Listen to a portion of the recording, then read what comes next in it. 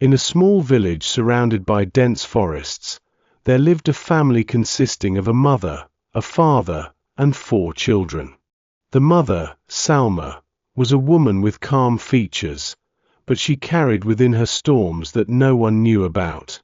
She suffered from a deep psychological disorder that had never been diagnosed or treated, causing her to live in a world of delusions and obsessions that no one could understand. Her husband, Khalid, worked all day in the fields, while Salma stayed home to care for the children. But as time passed, her behavior became increasingly strange. She would whisper to herself in the corners of the house, stare into space for hours, as if listening to voices only she could hear. One dark night, while Khalid was asleep after a long day of work, he woke up to a terrifying scream. He rushed to the children's room to find his youngest son, Yusef, who was only 3 years old, lying motionless on the floor. Salma was standing in the corner, smiling a strange smile while holding a blood-stained knife. "What have you done?" Khalid screamed, but Salma didn't respond. Her eyes were glazed, as if she couldn't see the real world around her. Khalid tried to save Yusef, but it was too late. The little boy had died in his arms. Khalid decided to take Salma to the doctor in the morning, but he didn't know that the tragedy wasn't over yet.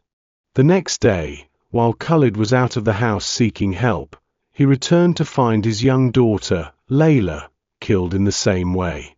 Salma was sitting beside her, singing a lullaby, as if soothing her from a nightmare.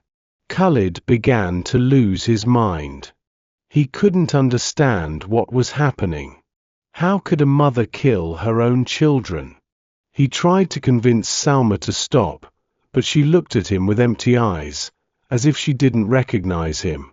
She was living in another world, a world controlled by the voices that commanded her to do what she did.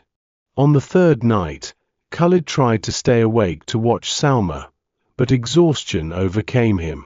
When he woke up, he found his middle son, Omar, also killed. He could no longer bear it.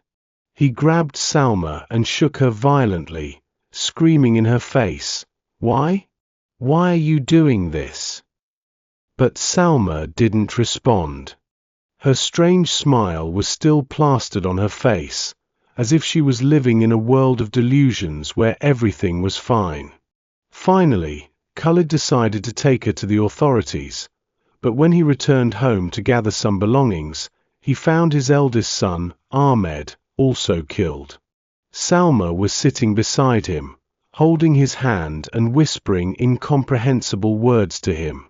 Khalid completely broke down. He no longer knew what to do. He took Salma to the authorities, where she was diagnosed with a severe mental illness. But it was too late. For innocent children had lost their lives due to an illness that had not been treated in time. Salma lived the rest of her life in a mental institution, while Khalid lived out his days alone, carrying in his heart a wound that would never heal. The village spoke of the incident for a long time, as a tragic story that reminded everyone of the importance of mental health care, before disasters could turn into reality.